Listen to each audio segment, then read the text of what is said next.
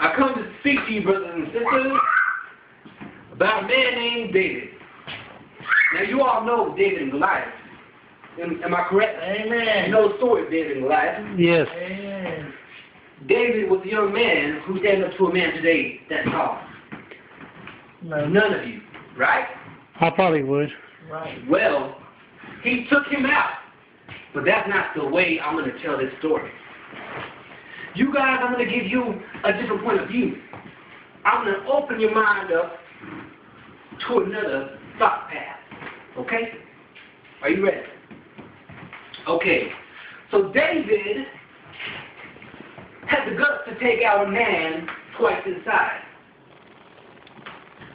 Well, we're fighting Goliath today.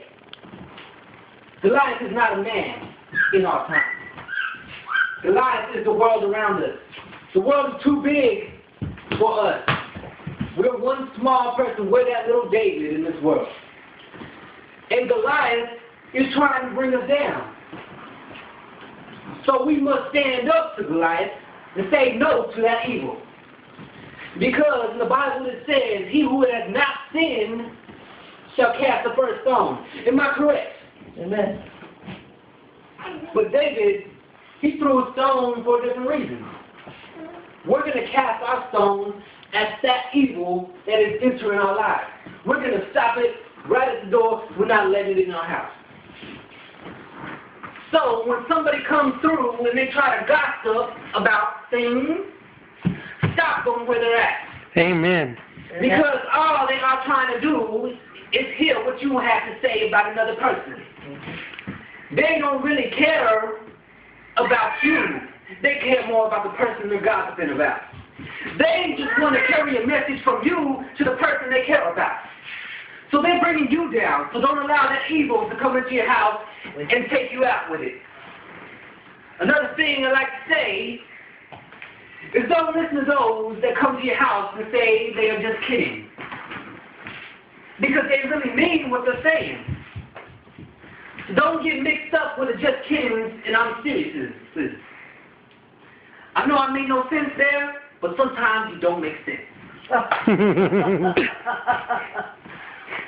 So I'm telling you, the gospel didn't come through. That's Goliath rears his ugly head again. Pull your stone out, stop him where he's at. All right? Temptation, other things. You may be around alcoholics. You may be around a drug. Maybe you're around a smoker. Don't let them talk you into the things they do. For they are lost, and you are not lost. And it will come down harder on you if you are not lost and you fall into the path they are following. Because the Lord made the light light and the darkness dark. Well, you as Christian people are living in the light. So don't tiptoe in the dark unless you have your flashlight. Can I get an amen? But what's a flashlight? The only flashlight you have, and this flashlight does not have batteries, is your spirit. But you have another flashlight, which makes it high beams on the car. You bring the word to them. You bring the word to them. You got your spirit, and you got the word. Two high beams to bring them out the darkness. No, they do not want to come out. They do not want to come out. You leave them with the word, and you move on. Because the longer you dwell in the darkness, you will be sucked in. So you need to say what you need to say to them. If they accept it or not, you need to move along. Because do not give up, my brothers. Do not give up. Because you will encounter those that will make you feel like you're worthless. But the more you keep going and going, the success rate will pick up. You will find the people that want to be saved, but just don't know who to speak to. So do not give up. Do not grow weary, for in due time you will reap your harvest. Thank you. Amen.